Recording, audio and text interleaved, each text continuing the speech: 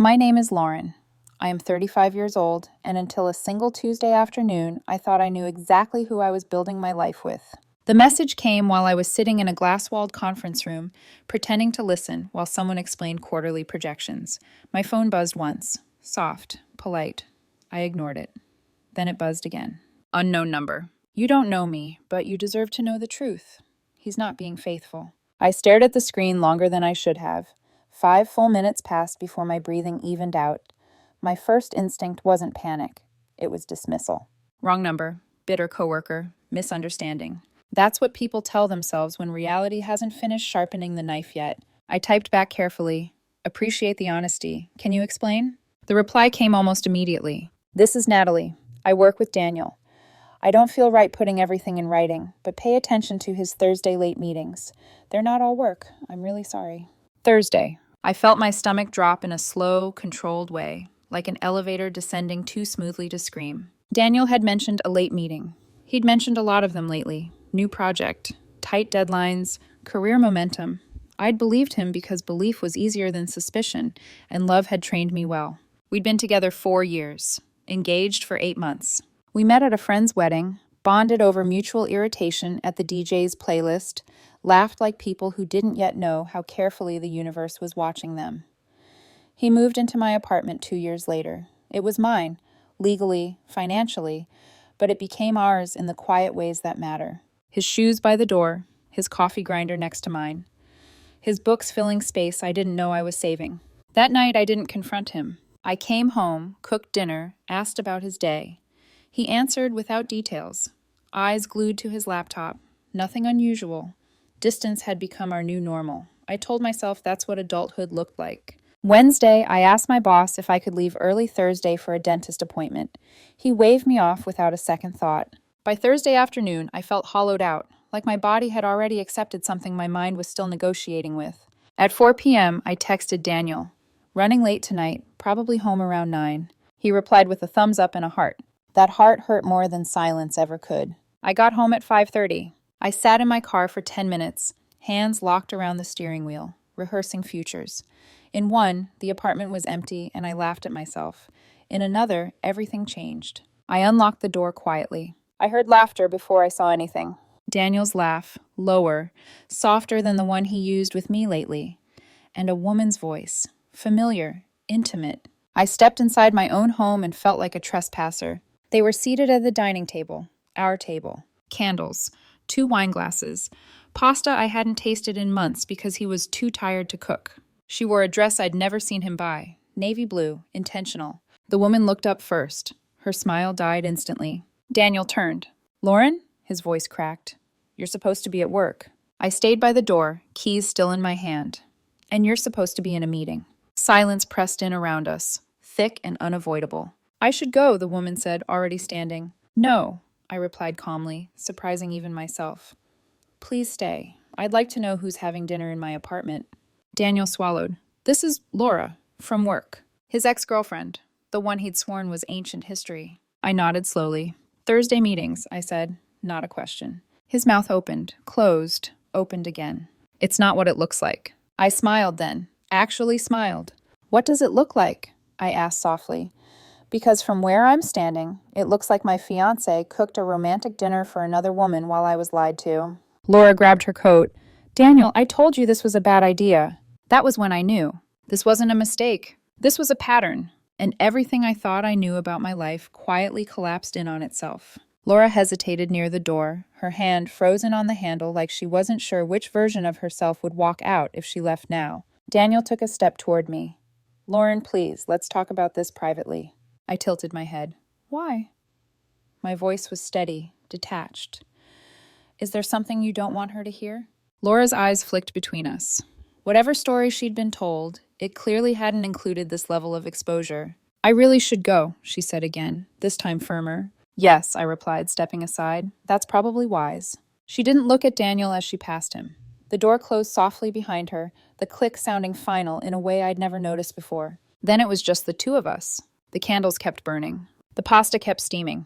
Our life lay between us like a staged crime scene. How long? I asked. Daniel ran a hand through his hair, pacing once like a trapped animal. Lauren, How long? I repeated, quieter now, which somehow made it worse. 3 months, he said finally, but not every Thursday. Some of the meetings were real. How many weren't? I don't know, 5, 6? I nodded slowly. So you don't know how many times you lied to me? We didn't sleep together, he blurted out. I swear. I laughed. It slipped out before I could stop it. Short, sharp, almost amused. Oh, well, I said, gesturing to the table. As long as there was no sex, the candles are fine then.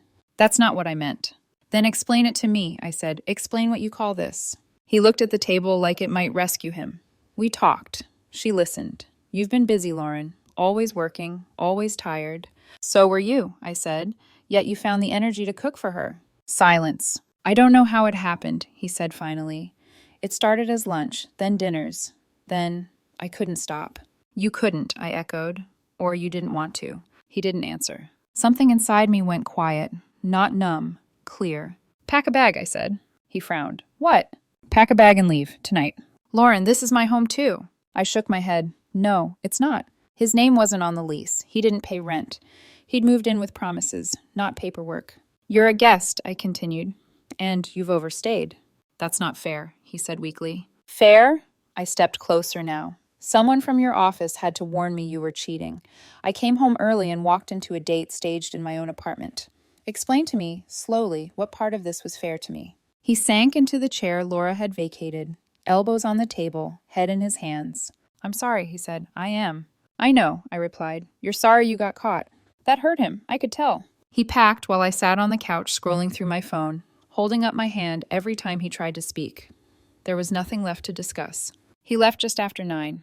The door closed, and I didn't cry. I poured the wine down the sink, threw the pasta away, scrubbed the table until my hands stung.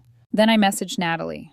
Thank you for telling me. You were right. She replied almost instantly. I'm so sorry. For what it's worth, most of us thought what he was doing was wrong.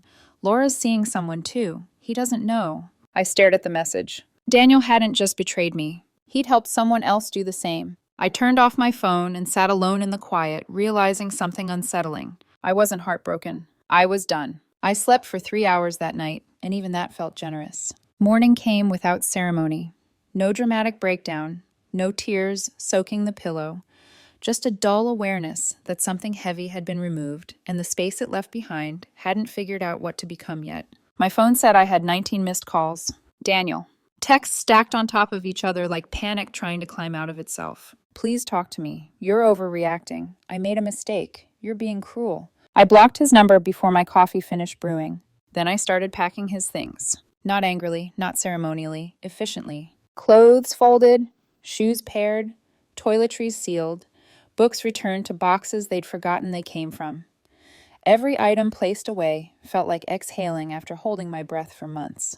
By noon, the apartment already felt different, lighter, less crowded. I called his sister Megan because she was the only one in his family who'd ever been honest with me. Can you come get his things tomorrow? I asked.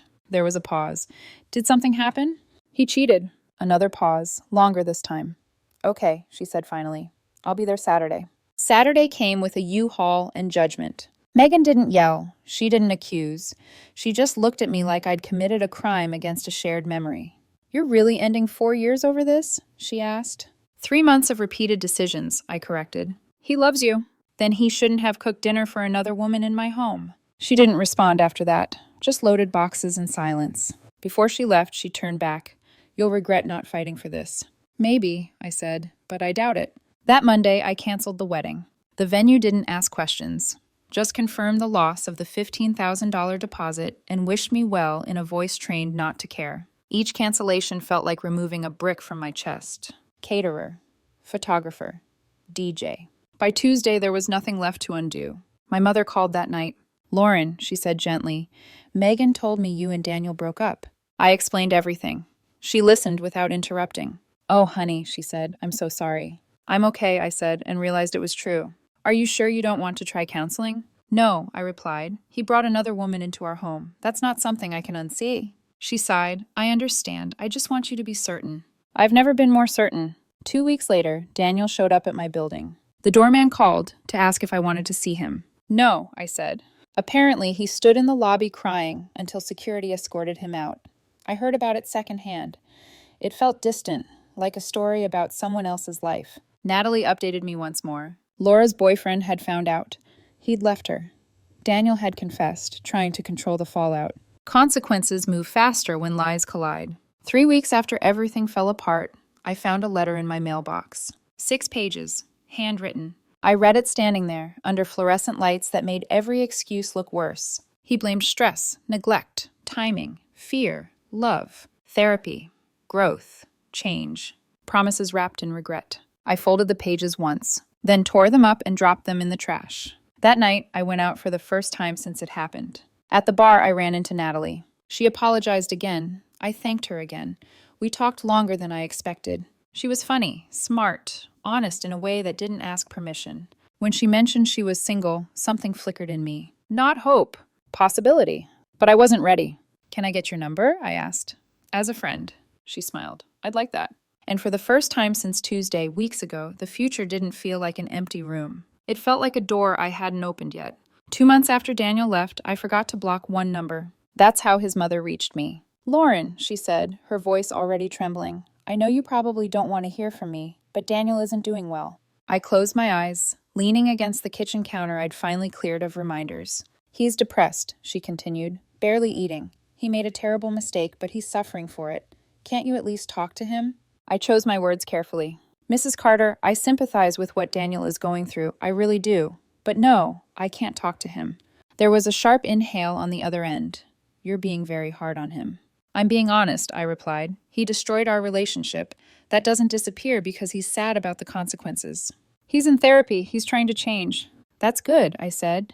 "He should change, but he should do it for his next relationship. There is no us to repair." Silence. Then, colder. "You're being cruel." I felt something then, not anger, but resolve. "I didn't cheat," I said. "I didn't lie for 3 months. I didn't invite another woman into my home while pretending to build a future. I refuse to be a doormat. If that feels cruel, that's not mine to carry." She hung up without saying goodbye. That night, I reread Daniel's letter. Not the words, just the memory of how carefully he'd tried to make his choices sound accidental. They weren't. People don't trip into betrayal. They walk into it, step by step, convincing themselves the floor won't give way. I blocked his mother's number. Natalie and I started getting coffee occasionally, then dinner, then long conversations that never felt like auditions. We didn't rush anything. Trust doesn't like to be hurried. One evening, as we sat in a quiet cafe, she asked, "Do you ever miss him?" I thought about it. "I miss who I thought he was," I said, "not who he proved himself to be." She nodded. No judgment, no fixing, just understanding. That was when I knew I was healing, not because the pain was gone, but because it no longer got to define the room. It's been 4 months now, long enough for the apartment to stop echoing, long enough for the silence to feel intentional instead of abandoned. I moved the furniture first. The couch went against a different wall. The bookshelves I got reorganized. I bought new lamps, warmer light, softer shadows. But the last thing to go was the dining table. I kept walking around it like it might say something if I waited long enough. That table held years of breakfasts, arguments, plans. It was where Daniel proposed, clumsy, nervous, sincere in a way that felt real at the time. It was also where he'd cooked dinner for someone else while lying to my face. Memories don't cancel each other out. They coexist, and sometimes that's the problem. So I sold it. Bought a new one, different size, different shape, nothing like the old. It felt symbolic without trying too hard. Natalie and I have been on a few dates. Nothing dramatic, no grand declarations, just easy evenings and conversations that don't feel like negotiations. There's something grounding about being with someone who was honest from the beginning, even when honesty cost her comfort. I heard through mutual friends that Daniel is dating again. Someone from a different company.